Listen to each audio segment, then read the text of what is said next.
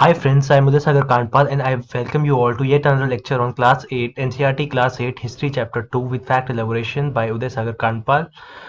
The name of the chapter is From Trade to Territory, the company establishes power. So this is all about the East India Company which came to India and seized the power and made their movement.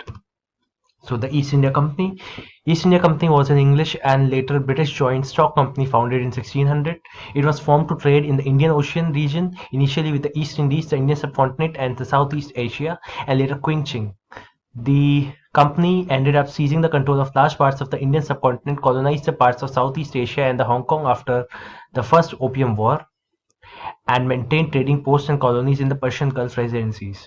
The company is known as the Honorable East India Company and the HEIC, the East India Trading Company EITC, and the English East India Company of the British East India Company, and informally known as the John Company, Company Bahadur, or simply the Company.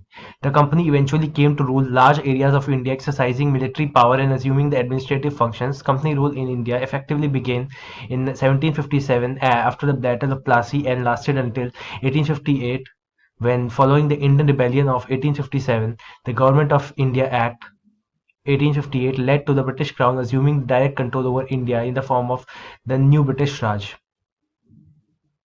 Despite frequent government intervention, the company had secured problems with the finances. The company was dissolved in 1874 as a result of the East India Stock Dividend Redemption Act, passed 1 year earlier. The Government of India Act had by then rendered it vestigial, powerless, and obsolete. The official government machinery of British Raj had assumed its governmental functions and absorbed its armies. So let's talk about the East India Company timeline. This timeline explains the rise and the fall of British East India Company from 1600 to 1857. So 1600, the East India Company was formed. 1614, the factories are set up in Masolipatnam and Surat. 1739, Delhi is sacked by Nadir Shah from Persia. 1746, siege of Madras by French, first time a fort besieged by a European nation. 1751, Robert Clive captures Arcot, turning point in the Indian history where the British got upper hand on French. 1757, Battle of Plassey, Nawab Siraj-ud-Daulah lost to the British East India Company. 1765, Mughal Emperor gives the rights to EIC, the revenue collection in Bengal. 1767, First Anglo-Mysore War between the Hyder Ali and EIC. 1773, British EIC gets monopoly to sell opium in Bengal. 1799, Tipu Sultan killed at the Battle of Srirangapatnam. 1803, Second Anglo-Maratha War and the fall of Delhi. 1806, Vellore Sepoy Mutiny. 1825, massive migrations of Indian to Reunion and Mauritius. 1835, English made official court language.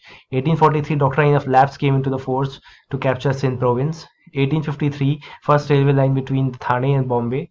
1857, Indian Sepoy Mutiny. 1858, India comes under the Crown, ending East India Company rule. So East India Company was ended in 1858. East India Company comes east. In 1600, the East India Company acquired a charter from the ruler of England, Queen Elizabeth I, granting its sole right to trade with the East. This means that no other trading group in England could compete with the East India Company. With this charter, the company could venture across the oceans looking for a new land and from which it could buy goods at cheap price and carry them back to Europe to sell at higher prices. The company did not have to fear the competition from the other English trading companies. Mercantile trading companies in those days made profit primarily by excluding competition so that they could buy cheap and sell dear. The Royal Charter, however, could not prevent other European powers from entering the East markets. By the time the first English ship sailed down the west coast of Africa around the Cape of Good Hope and crossed the Indian Ocean, the Portuguese had already established their presence in the western coast of India and had their base in Goa. In fact, it was Vasco da Gama, a Portuguese explorer, who had discovered the sea route to India in 1498. By the early 17th century, the Dutch too were exploring the possibilities of trade in the Indian Ocean. Soon the French traders arrived on the scene. The problem was that all the companies were interested in buying the same things. The fine qualities of cotton and silk produced in India had a big market in Europe. Pepper, cloves, cardamom, and cinnamon too were great demand. Competition amongst the European companies inevitably pushed up the prices at which these goods could be purchased, and these reduced the profits that could be earned. The only way the trading companies could flourish was eliminating the rival competitors. The urge to secure the markets therefore led to the fierce battles between the trading companies. Through the 17th and the 18th century, they regularly sank together each other's ship, blockaded routes, and prevented rival ships from moving with a supply of goods. Trade was carried on with the arms, and trading posts were protected through fortification. The effort to fortify the settlements and carry out profitable land also led to intense conflict with the local rulers. The company therefore found it difficult to separate trade from politics. Let us see now how this happened. So East India Company begins trade in Bengal. The first English factory was set up in the banks of river Hooghly in 1651. This was the base from which the company's traders, known at that time as factors, operated. The factory had a warehouse where the goods for export were stored, and it had offices where the company officials sat. As the trade expanded, the company persuaded the merchants and traders to come and settle near the factory. By 1696, it began building a fort around the settlement. 2 years later, it bribed Mughal officials into giving the company zamindari rights over three villages. One of these was Calicut, which later grew into the city of Calcutta or Kolkata, as it is known today. It also persuaded the Mughal Emperor Aurangzeb to issue a farman granting the company the right to trade the duty free. The company tried to continuously to press for more concessions and manipulate existing privileges. Aurangzeb's Farman, for instance, had granted only the company the right to trade duty-free, but officials of the company who were carrying on the private trade on the side were expected to pay duty. This they refused to pay, causing an enormous loss of revenue for Bengal. How the trade led to battles. Though the early 18th century, the conflict through the early 18th century, the conflict between the company and the Nawabs of the Bengal intensified after the death of Aurangzeb. The Bengal Nawabs asserted their power and autonomy as other regional powers were doing at that time. Murshid Quli Khan was followed by Alivardi Khan and then Siraj-ud-Dawla as the Nawab of Bengal. Each one of them was a strong ruler. They refused to grant the company concessions, demanded large tributes for the company's right to trade, denied it any right to mint the coins, and stopped it from extending its fortification. Accusing the company to deceit, they claimed that the company was depriving the Bengal government of huge amounts of revenue and undermining the authority of the Nawab. It was refusing to pay taxes, writing disrespectful letters, and trying to humiliate the Nawab and his officials. The company, on its part, declared that the unjust demands of the local officials were ruining the trade of the company, and the trade could flourish only if the duties were removed. It also convinced that to expand the trade, it had to enlarge its settlements, buy up villages, and rebuild its fort. The conflict led to the confrontations and finally culminated in the famous Battle of Plassey. The Battle of Plassey. When Alivardi Khan died in 1756, Siraj-ud-Dawla became the Nawab of Bengal. The company was worried about his power and keen on the puppet ruler who would willingly give trade concessions and other privileges. So it tried through without success to help one of the Siraj-ud-Dawla's rivals become the Nawab. An infuriated Siraj-ud-Dawla asked the company to stop meddling in the political affairs of the dominion, stop fortification, and pay the revenues. After negotiations failed, the Nawab marched with 30,000 soldiers to English factory at the Kasim Bazaar, captured the company officials, locked the warehouse, dismantled the Englishmen, and blockaded the English ship. Then he marched to Calcutta to establish control over the company's fort there.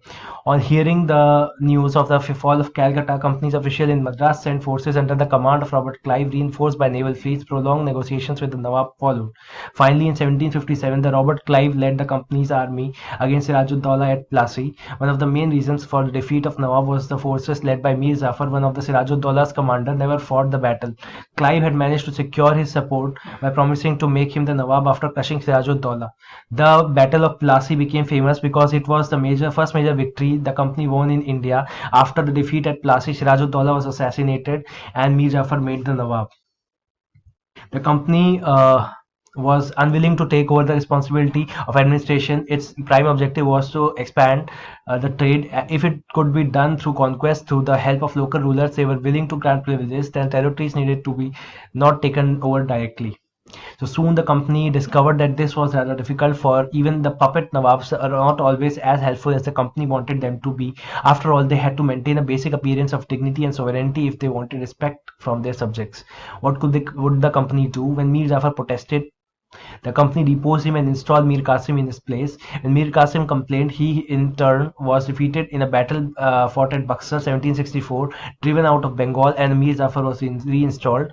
The Nawab had to pay rupees 5 lakh every month, but the company wanted more money to finance its wars and meet the demands of the trade at its other expenses. It wanted more territories and more revenue. By the time Mir Jafar died in the 1765, the mood of the company had changed. Having failed to work with puppet Nawabs, Clive declared, "We must indeed become Nawab ourselves." Finally, in 1765, the Mughal emperor appointed the company as Diwan of the provinces of Bengal, and the Diwani allowed the company to use the vast revenue resources of Bengal. This solved a major problem that company had earlier faced. From the early 18th century, its trade with India had expanded, but it had to buy most of the goods in India with the gold and silver imported from Britain. This was because at this time British had no goods to sell in India. The outflow of gold from Britain slowed after the Battle of Plassey and entirely stopped after the assumption of Diwani. Now revenues from India could finance the company's expenses. These revenues could be used to purchase cotton and silk textiles in India, maintain company troops, and meet the cost of building the company fort and offices at Calcutta. So let's talk about modern Indian wars, and the data source is Wikipedia, and we will just do it very fast. So the battle year, place, part of, winner and loser. Battle of Vasai, 1739. Place is Vasai. Part is Imperial Maratha conquest. Winner is Maratha Empire. Loser is Portuguese Empire. Battle of Kolachel, 1741. Kolachel, King of Travancore, was the winner, and loser was the Dutch East India Company. Siege of Trichinopoly. Then 1741. Place was Trichinopoly. Imperial Maratha conquest were a part of, and Maratha Empire was the winner, and loser was the Mughal Empire. Siege of Trichinopoly again, 1743. Trichinopoly, Imperial Maratha conquest. Mughal Empire was the winner, and Maratha Empire was the loser. Then Battle of Madras, 1746. Madras was a place part of, it was a part of Austrian succession. Winner was the French East India Company, and the loser was the British East India Company. The Battle of Ambur, 1749. Place was Ambur. Part of was this, and winner was French East India Company. Chanda Sahib Muzaffar Jung. Loser was Nawab of Arcot. Siege of Arcot, 1751. Place was Arcot. Part of Second Carnatic War. Winner British East India Company. Loser Nawab of Arcot, French East India Company. Battle of Arni, year 1751. Place was Arni. Part of Second Carnatic War. Winner was British East India Company, and loser was French East India Company, Nawab of Arcot. Then Battle of Chingleput, 1752. It was place was Chingleput. It was second part of a Second Carnatic War. Winner was the British East India Company and Nawab of Arcot, and the loser was the French East India Company. So battle, the siege of Trichinopoly in 1752, it was between Trichinopoly and a part of Second Carnatic War. Winner was British East India Company, and the loser was the French East India Company and the troops of Chanda Sahib. Battle of Golden Rock in 1753, it was the place at Golden Rock. Second Carnatic War was it was a part of. Winner was British East India Company, and loser was French East India Company.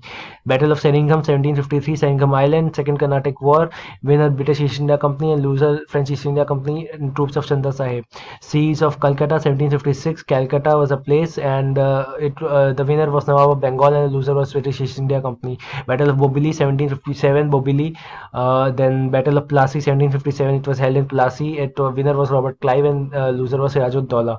Battle of Delhi, 1757. Place was Delhi. Winner was Marathas, and loser was Rohilla Afghans. Battle of Attack, 1758. Attack, the part of Maratha conquest of northwest India. Winner Marathas and Sikhs, and loser was Durrani Empire. Battle of Peshawar, 1758. Peshawar, Maratha conquest of northwest India. Winner was Marathas and Sikhs, and loser was Durrani Empire.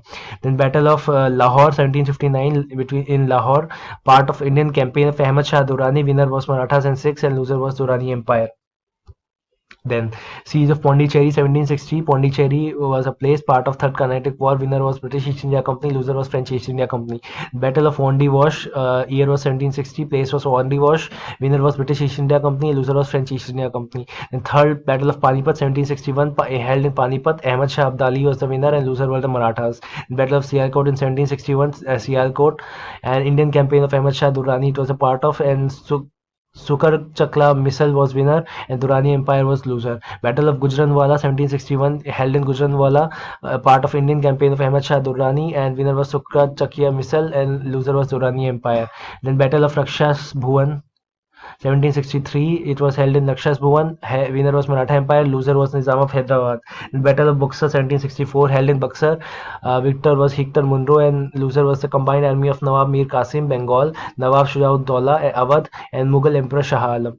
Siege of Ambur, 1767, held in Ambur. First Anglo-Mysore War. It was a part of Kingdom of Mysore. Hyder Ali winner, and loser was British East India Company. Battle of Maunda and Mandoli.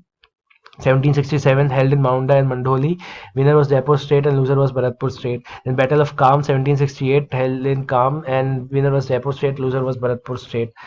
So then Battle of Sonchi held in 1777 at Gajendragarh, Maratha Mysore war it's a part of. Winner was Kingdom of Mysore, loser was Maratha Empire.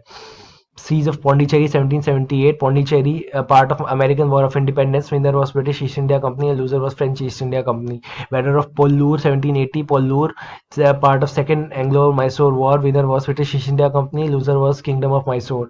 Siege of Negapal 1781. Place was Negapatam, part of Second Anglo-Mysore War. Winner was British.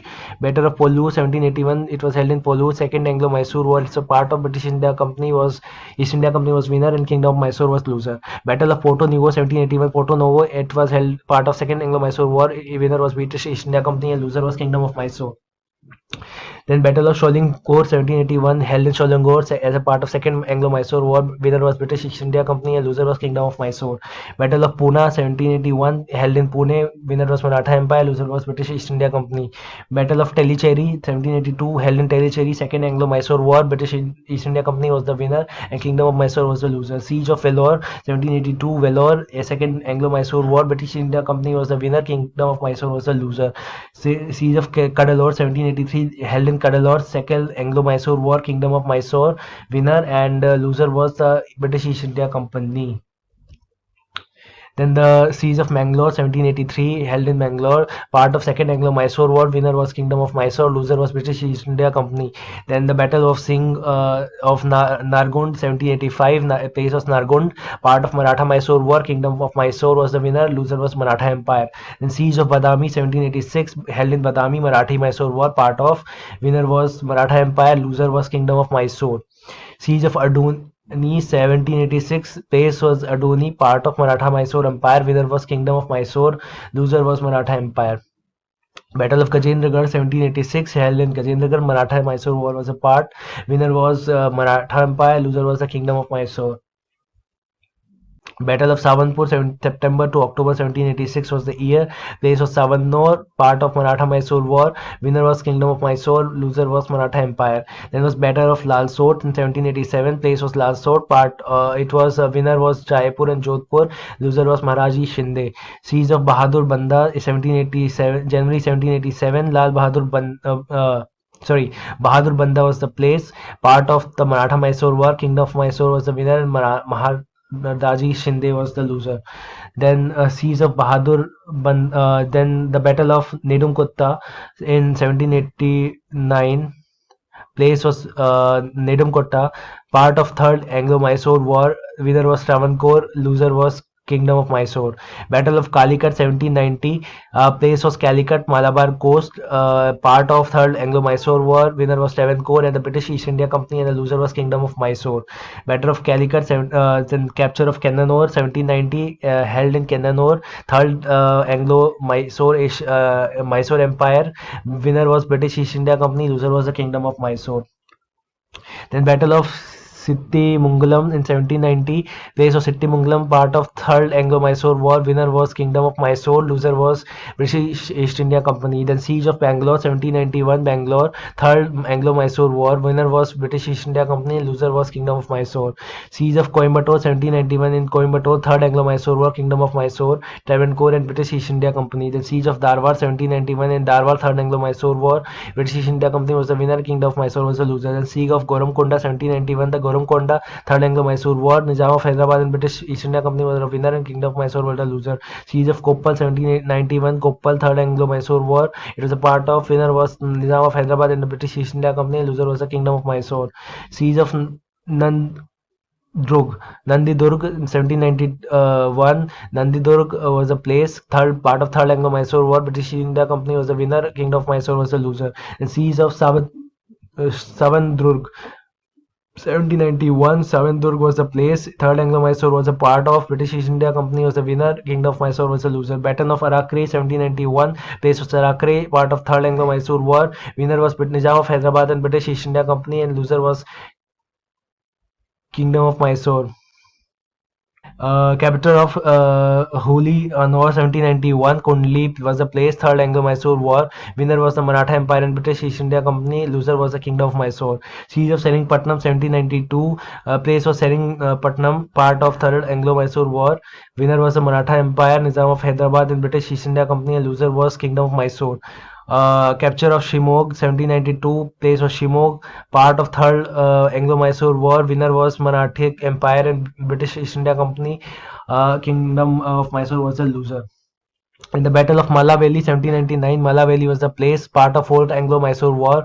Winner was the British East India Company and loser was Kingdom of Mysore. The Battle of Seista 1799, Seista was the place, Fourth Anglo-Mysore War. British East India Company was winner, Kingdom of Mysore was the loser. Siege of Seringpatnam 1799, Seringpatnam was the place, part of Fourth Anglo-Mysore War. Winner was the British East India Company and loser was Kingdom of Mysore. Battle of Sultanpet Tope 1799, place was Sultanpet Tope, part of the Fourth Anglo-Mysore War. Kingdom of Mysore was the winner and British East India Company was the loser. Battle of Malpura 1800, place held at Malpura.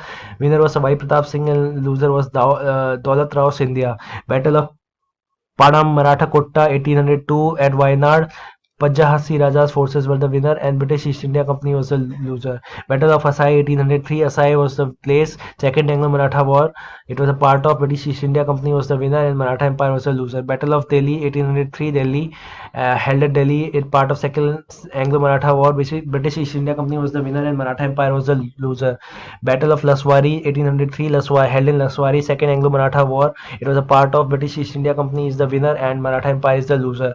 Battle of Argonne 1803, held in Argonne. Second Anglo-Maratha War. British East India Company was the winner, Maratha Empire was the loser. And capture of Gauli Ghat 1803, the Gauli Ghat, Second Anglo-Maratha War. It was a part of British East India Company. It was the winner, Maratha Empire was the loser. Battle of Deeg 1804, place was Deeg. Second Anglo-Maratha War was a part of. Winner was British East India Company. Loser was Maratha Empire. Battle of Mukandwara Pass 1804, place was Mukandwara Pass. Second Anglo-Maratha War. Winner was British East India Company and loser was Maratha Empire. Battle of Farrukhabad 1804, place was Farrukhabad, part of Second Anglo-Maratha War. British East India Company was the winner and loser was Maratha Empire. Siege of Deeg Fort 1804, Deeg Fort, the Second Anglo-Maratha War. It was a part of British East India Company was the winner and Maratha Empire was the loser. Siege of Delhi 1804, Delhi and Second Anglo-Maratha War. East India Company, Maratha Empire was the loser.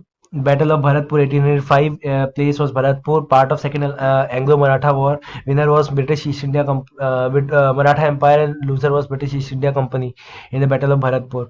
In the Battle of Kullan 1809, Cantonment Maidan in Kullan it was held. Winner was British East India Company and loser was the Kingdom of Travancore. The Gurkha Sikh 1809 Kangra Fort, Sikh Nepali War, part of winner was Sikh and loser was Gurkha Army. Then Kurchia Revolt 1812, Wayanad was a place. Winner was British East India Company and loser was Kulchia and Kurumba tribes. Battle of Mahidpur 1817, held in Mahidpur and winner was British East India Company and loser was Maratha Empire. Then Battle of Khadki 1817, held in Khadki. British East India Company was the winner and loser was the Maratha Empire. Battle of Koregaon 1818, place was Koregaon Bhim. Winner was British East India Company. Loser was Peshwa faction of Maratha Confederacy. Battle of Peshawar 1834, held in Peshawar. Afghan Sikh Wars. Winner was Sikh and loser was Emirate of Afghan. Battle of Jamrud 1837, Jamrud was the place. Afghan Sikh Wars, a part of. Sikh was the winner and Emirate of Afghanistan was the loser. The first Anglo-Afghan War 1842, held in Afghanistan. British East India Company was the winner and the loser was Dost Muhammad Khan, Emir of Afghanistan. Then Gwalior Campaign 1843, the Gwalior place was the Gwalior. Winner was British East India Company and loser was Maratha Empire. Battle of Firoz Shah 1845, held in Firoz Shah, the first Anglo-Sikh War. British East India Company was the winner and Sikh Empire was the loser. Battle of Mudki was 1845, held in Mudki, first Anglo-Sikh War. Winner was British East India Company. Sikh Empire was the loser. Battle of Alwai 1846, Alwai, first Anglo-Sikh War was a part of. British East India Company was the winner. Sikh Empire was the loser. Battle of Sobran 1846, held place was Sobran, the part of first Anglo-Sikh War. Winner was British East India Company and the loser was Sikh Empire. Then modern Indian wars continued. The Battle of Ramnagar 1848 held in Ramnagar. Second Anglo-Sikh War. Sikh War was empire. British East India Company was the loser. Battle of Chillinwala 1849 Chillinwala. Second Anglo-Sikh War. Sikh Empire was the winner and British East India Company was the loser. Battle of Gujarat 1849. Gujarat was a place part of Second Anglo-Sikh War. Winner was the British East India Empire and the loser was the Sikh Empire. The Siege of Multan 1849. Place was Multan, part of Second Anglo-Sikh War. Winner was British East India Company and loser was Multan. The Battle of Agra 1857. It was held in Agra and Indian Rebellion of 1857. The part of British East India Company was the winner and Indian Rebellions were the loser. Then Battle of Aung 1857 held in Aung Indian Rebellion of 1857. It was a part of British East India Company was the winner. Rebel Company soldiers were the loser. Battle of Badki El Sirai 1857. Badki Ki Sirai. It was held in Indian Rebellion of 1857. British East India Company was the winner and Indian rebels were the loser. Second part, Battle of Kanpur 1857. It was held in 18 Indian Rebellion of 1857. It was a part of British East India Company was the winner and Indian rebels were the loser. Battle of Chinhat 1857. Place was Chinhat, part of Indian Rebellion of 1857. Winner was Indian rebels and loser were then Siege of Delhi 1857. Year was place was Delhi and part of Indian Rebellion of 1857. Winner was British East India Company and the Mughal Empire and the Indian rebels were the losers. Siege of Lucknow 1857 was the year. Place was Lucknow, part of Indian Rebellion of 1857. Battle of Najafgarh 1857. Place was Najafgarh, part of Indian Rebellion of 1857. British East India Company was the winner. Loser was Indian rebels.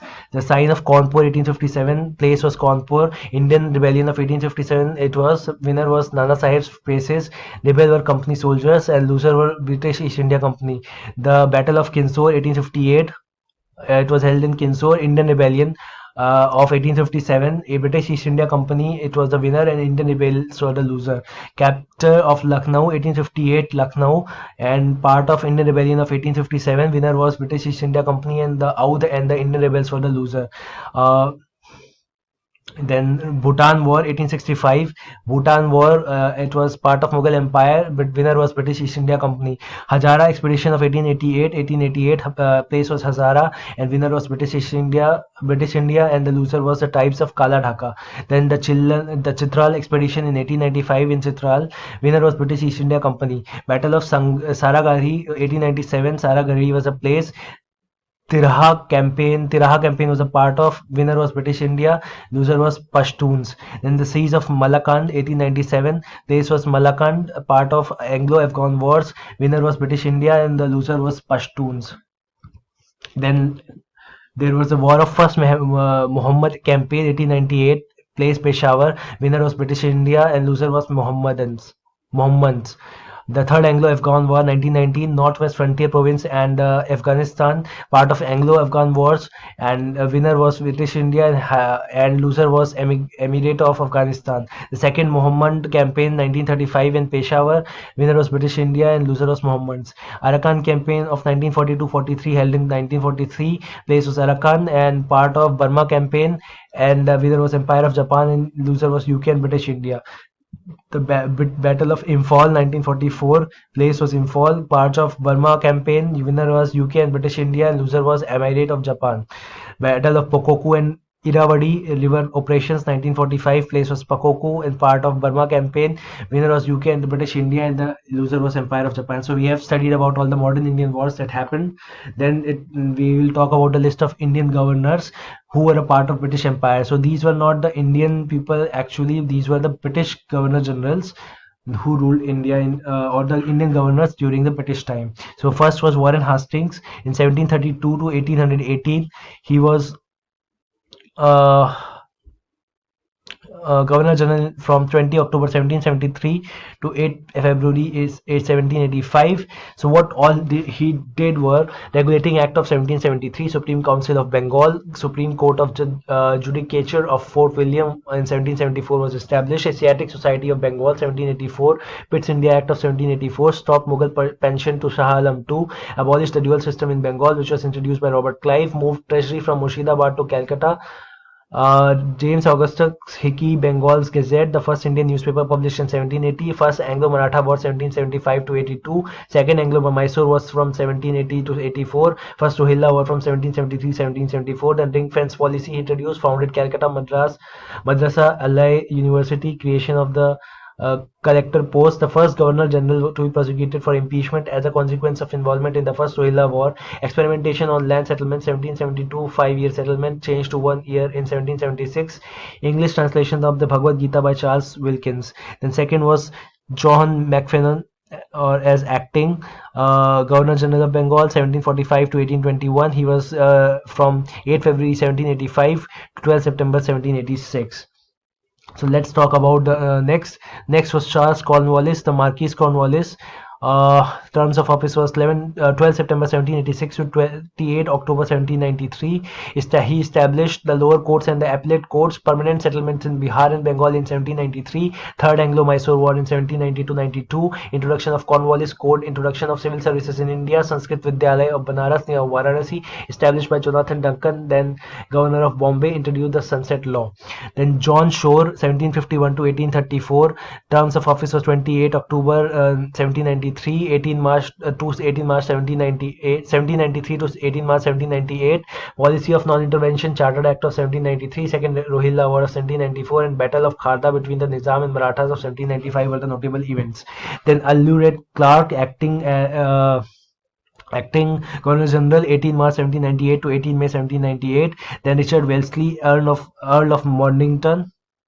So Richard Wellesley was called as the Earl of Mornington 1760 to 1842. Terms of office was 18 May 1798 to 13 July 1805. He introduced the Subsidiary Alliance 1798, Fourth Anglo-Mysore War 1799, Second Anglo-Maratha War 1803 to 1805, Fort William College at Calcutta 1800, Raj Bhavan of Calcutta was established in 1803, Censorship Act of 1799, the Marquis Cornwallis 1738 to 1805, 30 July 1805 to 5 October 1805.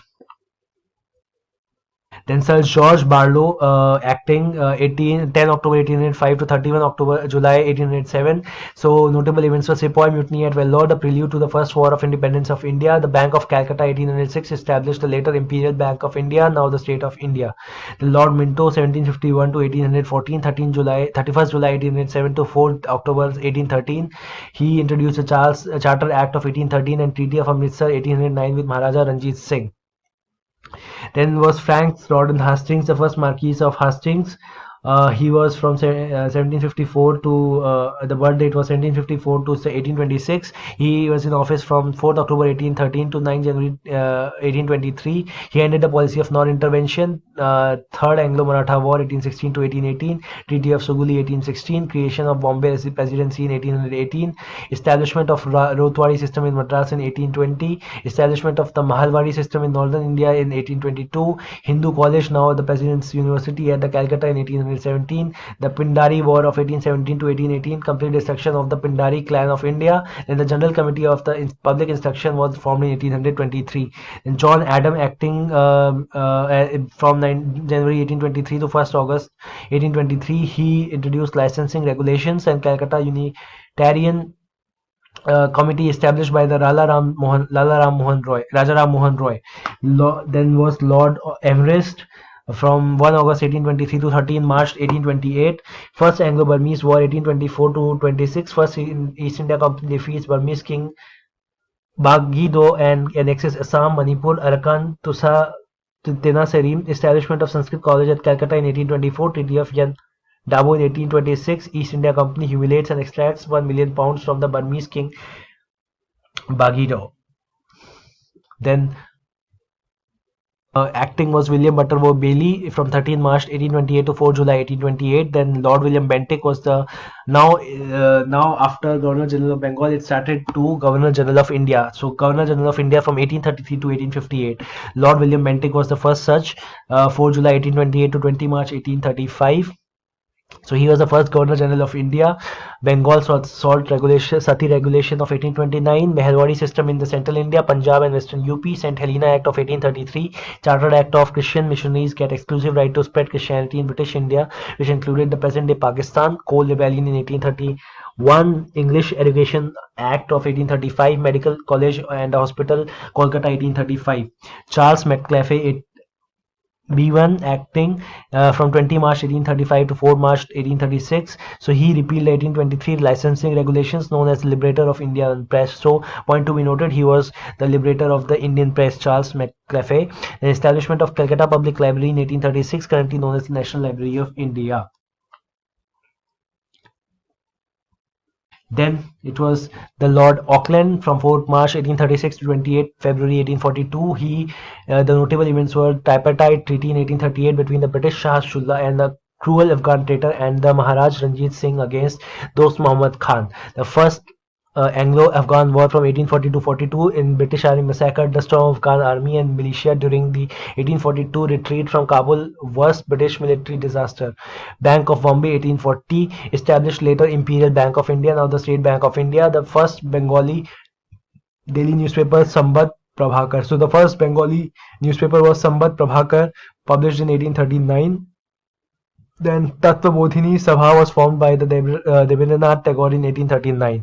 Then the Lord Ellenborough from 28 February 1842 to June 1844. Gwalior War of 1843. British defeat the Marathas. Bank of Madras 1843. Established the Imperial Bank of India, now the State Bank of India. So who established the Imperial Bank of India or the State Bank of India? Lord Ellenborough. Then William Wilberforce was acting from June 1844 to 23 July 1844. Then the Henry Harding was from 23 July 1844 to 12 January 1848. The first Anglo-Sikh War from 1845 to 46. British Empire defeats the Sikh Empire and confiscate major portions of its territory. The Treaty of Lahore 1846. British confiscate Kashmir from the Sikhs and sell it to the Raja of Jammu from 75 lakh rupees. Establishment of Roorkee Engineering College 1847.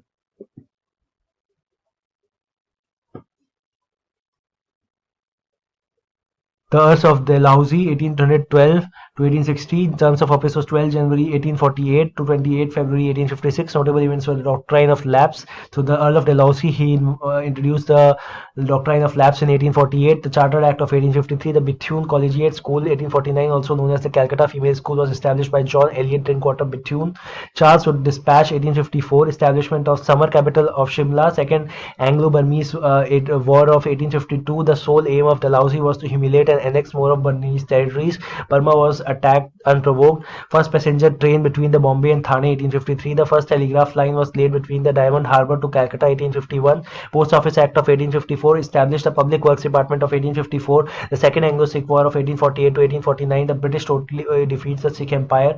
Then the Santhal Rebellion of 1855. 15,000 Santhals were killed by the British Army during the rebellion. Elephants were used to destroy the Santhal dwellings. The Religious Disabilities Act of 1856 banned female infanticide completely and the human sacrifice in Central Province, Odisha and Maharashtra. Then the Viceroy, the Viscount Canning, was from 28 February 1856 to 31 October 1858. He introduced the Hindu Widows Remarriage Act of 1856 and the Indian Rebellion of 1857. The University of Calcutta, the University of Bombay and the University of Madras were set up in 1857.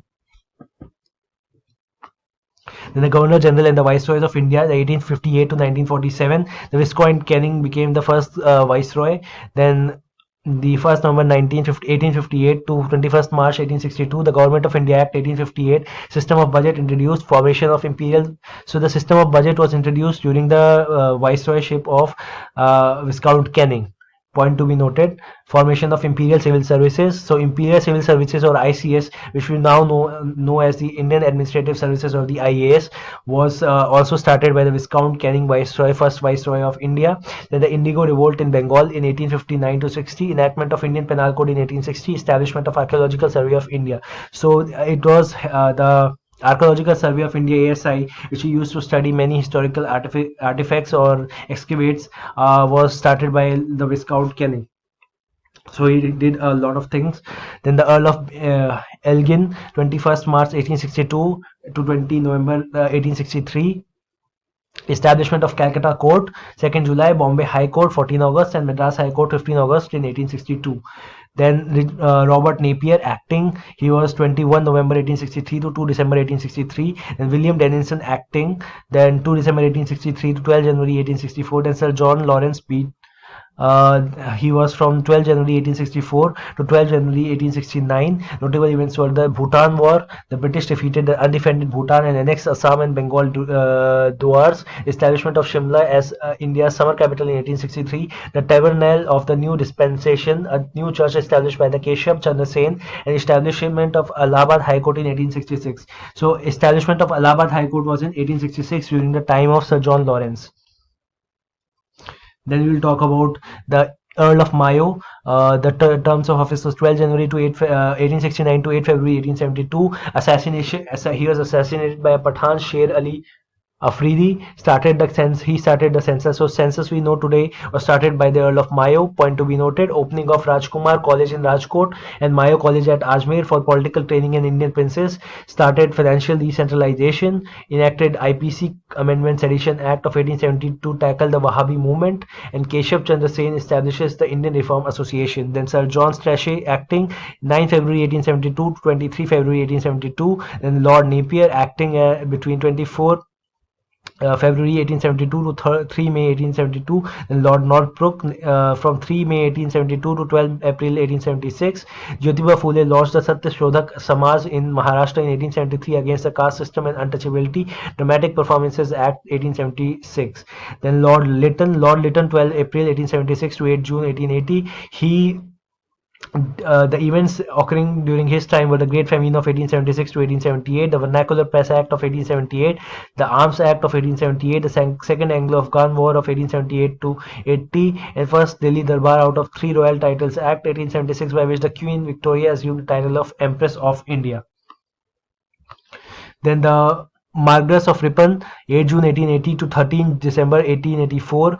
Notable events were the First Factory Act of 1881, Negotiation Instruments Act of 1881, Repeal of the Vernacular Press Act of 1882, the Ilbert Bill 1883, the Government Resolution of Local Self-Government 1882, the appointment of Education Commission under Sir William Hunter, first complete census.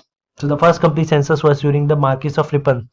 Then the Earl of Dufferin. So Dufferin was also popular, 13 December 1884 to 12 December 1884. Formation of the Indian National Congress during his time, and the Third Anglo-Burmese War in 1885. The Marquis of Lansdowne. So Lansdowne is a place in Uttarakhand also. So the Marquis of Lansdowne, 10 December 1888 to 11 October 1894. The Indian Council Act of 1892, the Factory Act of 1891, the setting up of Durand Commission in 1893, Indian Afghanistan. The Earl of Elgin, the 11 October 1894 to 6 January 1899. The Indian famine of the 1896 to 97, establishment of Ramakrishna Mission by Swami Vivekananda of Belur Math at Belur Math in 1897. Then we'll talk about the Lord Curzon of Kedleston from 6 January 1899 to 18 November 1905. So notable events during his time were the Indian famine of 1899 to 1900, partition of Bengal 1905, then Official Secrets Act of 1904 to curb free press, the second Delhi Darbar out of 903, appointment of 1903, appointment of Police Commission under the Sir Andrew Fraser, appointment of Railway University Commission, passing of Indian University Act of 1904, second Swadeshi movement of 1905 to 1911 against the partition of Bengal by Lal Bal Pal, the Lal Bahadur Shastri, Bal Gangadhar Tilak and Pal. Arvindo Ghosh, Banaras Hindu Giri School was established by Annie Besant in 1904. He said, India is the pivot of our empire. If empire loses any other part of its dominion, we can survive, but if we lose India, the sun of our empire will have set. So the Battle of the Earl of Minto from 18 November 1905 to 23 November 1910, Morley Minto reforms of 1909 or the Indian Councils Act of 1909, split in the Congress in 1907, Seditious Meetings Prohibitions Act 1907 to curb the extremist movement, establishment of the Muslim League by Aga Khan III 1906, then the Indian Press Act of 1910, and Jamshedji Tata establishes TISCO in 1907. So very notable things. Then the Lord Harding of Pentrust, then 23 November 1910 to 4 April 1916. The Third Delhi Darbar, the transfer of capital from Calcutta to Delhi in 1911. Partition of Bengal from Bihar province 1912. McMahon borderline was created between India and China in 1914, and the Gadar Mutiny in 1915. Lord Chelmsford from 4 April 1916 to 2 April 1921. Formation of Indian Home Rule Movement of 1916. Lucknow Pact of 1916. Montagu Chelmsford Reforms 1919. Government of India Act of 1919. Rowlatt Act of 1919. The Jallianwala Bagh Massacre of 1919. The Imperial Bank of India, now the State Bank of India, established in 1921. The first The Earl of Reading, 2nd April 1921 to 3rd April 1926. Notable events: the Malabar Rebellion, also known as the Mapla Rebellion, the First Ethnic Rebellion 1921, Non-Cooperation Movement 1921 to 22. Rabindranath Tagore founded Vishwa Bharati University in 1921, and the Chora Chori incident took place in 1922. Then the Lord Irwin, 3rd April 1926 to 18 April 1931. Notable events were the 7th Commission 1928, the Nehru Report 1928, the death of Lala Lajpat Rai 1928, the 4th Point of Jinnah 1929, the Pune Swaraj Declaration of 1929, the Salt March of 1930, the Dhar Saint Satyagraha of 1930, First Roundtable Conference of 1930, Allahabad Address of 1930, Chittagong Army Raid in 1930, Gandhi Irwin Pact in 1931, execution of Bhagat Singh, Shivram Rajguru and Sukhdev Thapar at 1931. The Earl of Wellington, 18 April 1931 to 18 April 1936. Notable events were the Pune Pact between Mahatma Gandhi and B.R. Ambedkar in 1932, Pakistan Declaration 1933, Government of India Act 1935, Reserve Bank of India established by passing the Reserve Bank of India Act 1934, Foundation of Congress Secularist Party 1934. The Marquis of Linlithgow, 18 April 1936 to 1 October 1943, Indian provincial elections 1937, Indian entry into the World War II 1939, Day of Deliverance 1939, Lahore Resolution 1940, Crisp Mission 1942, Formation of Indian Legia 1942, Quit India Movement 1942, Formation of Indian National Army 1942. So the Indian National Army was formed in 1942, Bengali Famine in 1943. And now the Viscount Wavell, 1 October 1943 to 21 February 1947. So the notable events were the CR Formula 1944, the Simla Conference 1945, the Cabinet Mission 1946, the interim government was formed in 1946, Direct Action Day 1946, and Royal Indian Navy Mutiny in 1946. The Viscount Mountbatten of Burma, 21 February 1947 to 15 August 1947, the Indian Independence Act of 1947. Then the Governor Generals of the Dominion of India 1947 to 1950, the Viscount Mountbatten of Burma, 15 August 1947 to 21 June 1948. The notable events were the first Governor General of Independent India. So India was independent now on 15 August 1947. Then Chakravarti Rajgopalachari was the first Indian Viceroy. He was from 21 June 1948 to 26 January 1950, last Governor General of India before the office was permanently abolished in 1950. So the office was permanently abolished in 1950, and the Republic of India was formed, and India adopted the Constitution, and this way India became a free country and republic for that matter. So company rule expands. After Battle of Buxar 1764, the company appointed residents in Indian states. They were political or commercial agents, and their job was to serve the further interests of the company through the residents. The company officials began interfering in the internal affairs of the Indian states. They tried to decide who was the successor to the throne and who was to be appointed in the administrative post. Sometimes the company forced the states into subsidiary alliance. According to the terms, this alliance, Indian rulers were not allowed to have independent armed forces. A subsidiary alliance in the South Asian history describes a tributary alliance between a native state and either a French India or a later British East India Company. So we are talking about what is subsidiary alliance. The pioneer of the subsidiary alliance system was French Governor Joseph Francois Dupleix.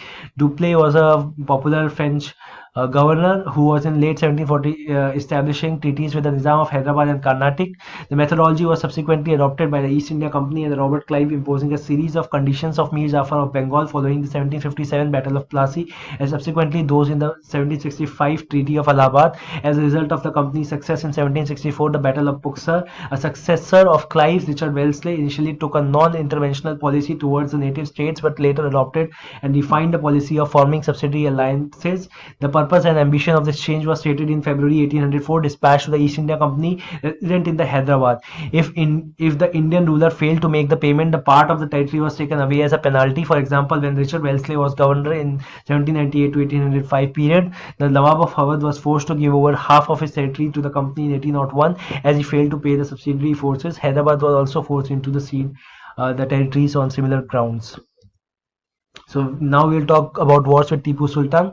Tipu Sultan, born as Sultan Fateh Ali Sahab Tipu, 20 November 1750 to 4 May 1799, also known as Tipu Sahab or the Tiger of Mysore, was a ruler of Kingdom of Mysore based in the South India and was a pioneer of rocket artillery. He introduced a number of administrative innovations during his rule, including the new coinage system and the calendar, and a new land revenue system which initiated the growth of the Mysore silk industry. He expanded the iron-cased Mysorean rackets and commissioned the military manual of Fathul Mujahideen. He deployed the rockets against the advances of British forces and their allies during Anglo-Mysore wars, including the Battle of Polilur, siege of Seringpatnam, and he also embarked on an ambitious economic development program that established Mysore as a major economic power with some of the world's highest real wages and living standards in the late 18th century.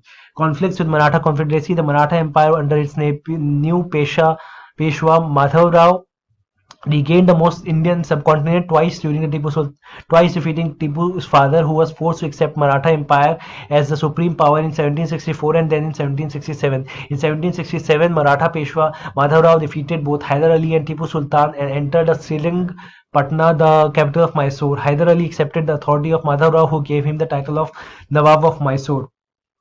However, Tipu Sultan wanted to escape the Treaty of Marathas and therefore wanted to take some Maratha forts in the southern India, which was captured by the Marathas in previous war. Tipu also stopped the tribute to Marathas and promised by Hyder Ali. This brought Tipu in direct conflict with the Marathas, leading to the Maratha-Mysore War. Conflicts between the Mysore under Tipu and Marathas.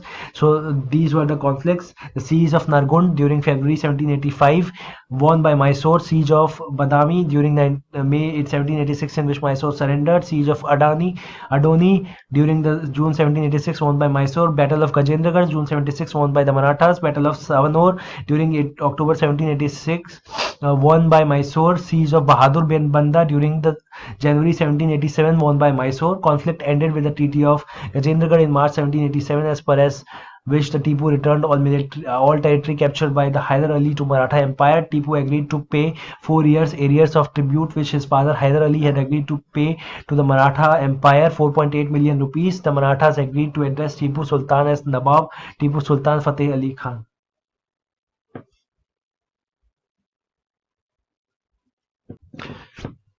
First Anglo-Mysore War. The Tipu Sultan was instructed in the military tactics by French officers in the employment of his fathers. At age 15, he accompanied his father against the British in the First Mysore War in 1766. He commanded a corps of cavalry in the invasion of Carnatic in 1767. At the age of 16, he also distinguished himself in the First Anglo-Maratha War of 1775 to 1779. Second Anglo-Mysore War, 1779. The British captured the French-controlled part of Mahe, which Tipu had placed under his protection, providing some troops for its defense.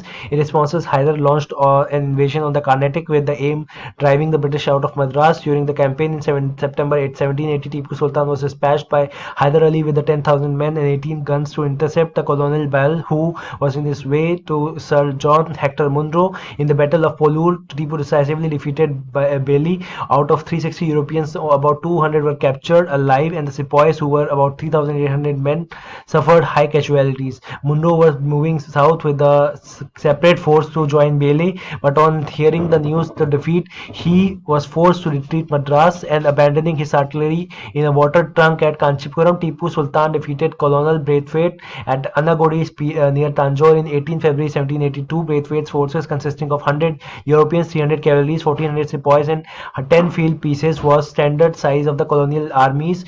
Tipu Sultan seized all the guns and took the entire attachment prisoner. In December 1781, Tipu Sultan successfully seized Chittoor from the British. Tipu Sultan had thus gained sufficient military experience by the time Hyder Ali died on Friday, December 1782. The invasion of Travancore by Sultanate of Mysore, 1766 to 1790. In 1766, when Tipu Sultan was just 15-year-old, he got a chance to apply his military training in the battle of the first time when he accompanied his father on an invasion of Malabar. After the incident, siege of Tellicherry in Thalas Thamassery in the North Malabar.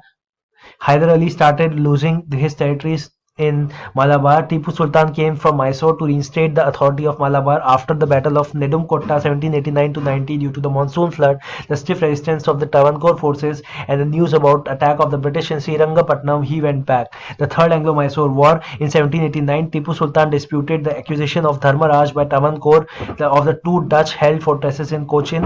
In December 1789, he massed troops at Coimbatore and on 20 December made an attack on the lines of Travancore, knowing that Travancore was, according to the Treaty of Bangalore, an ally of British East India Company. The Fourth Anglo-Mysore War, then Horatio Nelson defeated the Francois Paul Bures, the eagles of the Battle of the Nile in Egypt in 1798. Three armies marched into the Mysore in 1799, one of the Bombay and two British, one of which included Arthur Wellesley. They besieged the capital Srirangapatnam. In the Fourth Mysore War, there were many more, 26,000 of the British East India Company and approximately 4,000 Europeans and the rest Indians, while Tipu Sultan's forces numbered only 30,000. The betrayal of Tipu Sultan, brother-in-law, in working with the British and the weakening the walls to make on easy path of the British. The British broke through the city walls, and French military advisors told Tipu Sultan to escape via secret passages, but he refused. Tipu Sultan was killed at Hole Diri Gateway, which was located 300 yards, 270 meters from northeastern angle of Srirangapatnam Fort. He was buried the next afternoon in Gurmas next to the grave of his father. Many members of the British East India Company believed that Nawab of Carnatic Umdat al-Umr secretly provided assistance to the Tipu Sultan during the war and sought his disposition after 1799. War with the Marathas. From the late 18th century, the company also sought to curb the eventually destroy Maratha power. With their defeat in the Third Battle of Panipat 1761, the Marathas' dream of ruling from Delhi was shattered. They were divided into states, many states under different chiefs, sardars, and belonging to the dynasties such as the Sindhia, Holkar, Gaikwad, and Bhosle. These chiefs were held together in confederacy under a Peshwa, principal minister, who became its effective military and administrative head based in Pune. Mahaji, Sindhia, and the Nana Fadnis were two famous Maratha soldiers and statesmen of the late 18th century. The Marathas were subdued in a series of wars. In the first war that ended in 1782 with the Treaty of Salbai, there was no clear victor. The Second Anglo-Maratha War, 1803 to 1805, was fought on different fronts, resulting in the British gaining Orissa and the territories north of the Yamuna River, including Agra and Delhi. Finally, the Third Anglo-Maratha War of 1817-19 crushed Maratha power. The Peshwa was removed and sent away to Bithur near Kanpur with a pension. The company now had complete control over the territories south of the Vindhyas. The British East India Company conquered Bengal in 1757 and gradually extended to its control over the whole of India. It annexed many of the erstwhile Indian kingdoms, thereafter states, but entered into alliances with the others. Some states were created by East India Company itself through the grant of Jagirs to the influential allies. The state varied enormously in the size and influence, with Hyderabad at the upper end and the 16.5 million people and an annual revenue of 100 million rupees, and states like Babri at the lower end with a population of 27 people and annual revenue of 80 rupees. These states were subject to paramountcy of the British Crown. The term was never precisely defined, but it meant that the Indian states were subject to the sovereignty of British Crown exercised to the Viceroy of India. The principle was asserted in a letter by Lord Reading to the Nizam of Hyderabad in 1926. The sovereignty of the British Crown is supreme in India, and therefore no ruler of an Indian state can justifiably claim to negotiate with the British government on an equal footing. This means that the Indian states were the crown dependencies or protectorates of the British India government. They could not make war or have any direct dealings with the foreign states.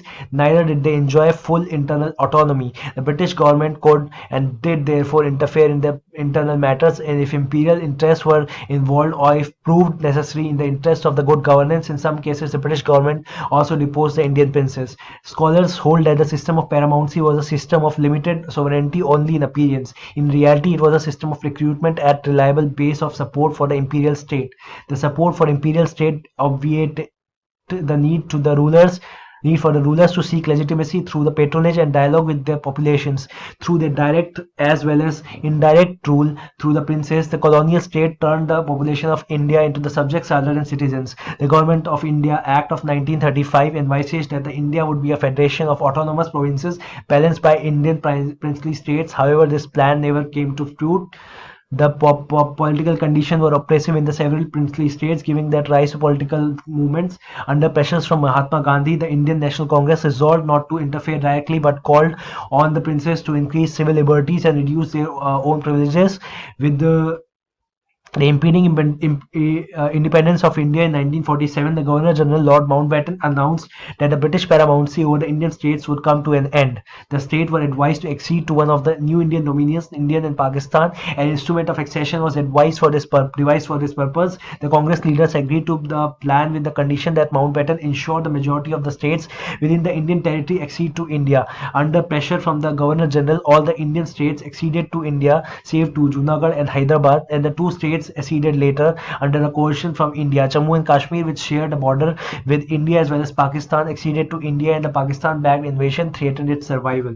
So we have studied about the claim of paramountcy. Now we'll study about the doctrine of lapse, which was introduced by the Britishers. So the doctrine of lapse was an annexation policy applied by the British East India Company in India until 1859. According to the doctrine, any Indian princely state under the suzerainty of or the paramountcy of the British East India Company, the dominant imperial power of the Indian subsidiary system, would have its princely status abolished and therefore annexed into the British India if the ruler was either manifestly incompetent or died without a male heir.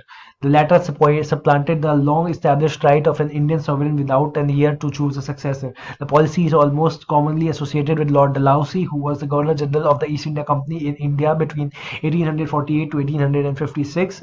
However, it was articulated by the Court of Directors of the East India Company as early as 1847, and several smaller states had already been annexed under this doctrine before the Dalhousie took over the post of Governor General. At the time of its adoption, the British East India Company had several imperial administrative jurisdiction over wide regions of the subcontinent. The company took over the princely state of Satara 1848, Jaipur, Sambalpur 1849, Bhagat 1850, Udaipur, Chhattisgarh 1852, Jhansi 1853, Nagpur 1854, Torre and Arcot 1855 under the terms of doctrine of lapse. Oudh 1850 6 is widely believed to have been annexed under the doctrine of lapse. However, it was annexed by Lord Dalhousie under the pretext of misgovernance. Mostly claiming the ruler was not ruling properly, the company added the £4 million sterling to its annual revenue by virtue of this doctrine. Udaipur state, however, could have the local rule reinstated by the British in 1860s. With the increasing power of the East India Company, discontent simmered among the many sections of the Indian society and the largely indigenous armed forces. These rallied behind the deposed dynasties during the Indian Rebellion of 1857, also known as Sepoy Mutiny. Following the rebellion in 1858, the new British Viceroy of India, who ruled displaced that of the British East India Company, renounced the doctrine. The princely state of Kittur, ruled by Queen Chennamma, was taken over by the East India Company in 1824 by imposing a doctrine of lapse. So it is debatable whether it was devised by Lord Dalhousie in 1848, though he arguably made it official by documenting it. Dalhousie's annexation and doctrine of lapse had caused suspicion and uneasiness amongst the most ruling princes in India. So the kingdoms annexed under the doctrine of lapse: order-wise, Angui was a princely state annexed in 1848, Arcot in 1855, Banda in 1858, Kuler in 1813, Jaintia in 1803, Jaipur in 1849, Jalon in 1840, Jaswan in 1849, Jhansi in 1854, Kachar in 1830, Kangra in 1846. So it's not in order, but probably alphabetical order. Kananpur 1819, Kittur 1824, Kodagu 1834, Kozhikode 1806, Kullu 1846, Kurnool 1839, Kotlehar 1825, Makrai 1890, Nagpur 1853, Nargond 1858, Punjab 1849. Ramgarh 1858, Sambalpur 1849, Satara 1848, Shib 1849, Surat 1842, Janjore 1855, Tulsipur 1854, Udaipur Chhattisgarh 1854. So setting up a new administration. Warren Hastings, the Governor General of Bengal from 1773 to 1785, was one of the many important figures who played a significant role in the expansion of the company power. By this time, the company had acquired power not only in Bengal but also in the Bombay and Madras. British territories were broadly divided into administrative units called presidencies. There were three presidencies: the Bengal, Madras, and Bombay. Each was ruled by a governor. The supreme head of the administration was Governor General Warren Hastings. The first Governor General introduced several administrative reforms, namely the sphere of justice. So from 1772, a new system of justice was established.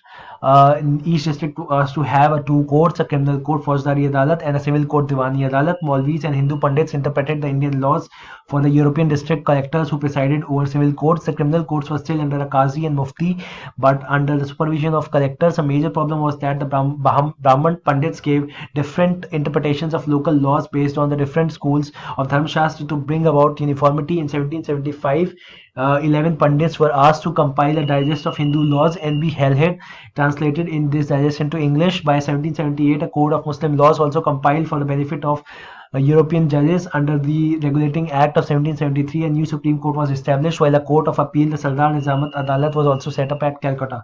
The principal figure in the Indian district was a collector. As the title suggests, his main job was to collect revenue and taxes and maintain law and order in his district with the help of judges, police officers, and darogas.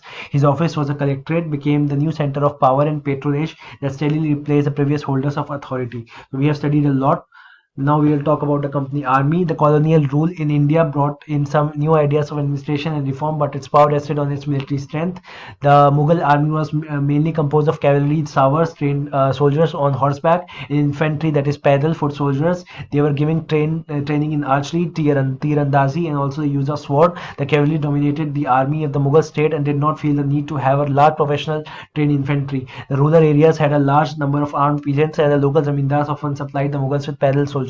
A change occurred in the 18th century when the Mughal successors like Awadh and Banaras started recruiting peasants into their armies and training them as professional soldiers. The East India Company adopted the same method when it began recruiting its own army, which came to be known as the Sepoy Army, from the Indian word Sipahi, meaning soldier. A warfare technology changed from the 1820, and the cavalry requirement of the company's army declined. This is because the British Empire was fighting the Burma, Afghanistan, and Egypt, where the soldiers were armed with the muskets and matchlocks. The soldiers of the company's army had to keep pace with the changing military requirements, and the infantry regiments now became more important.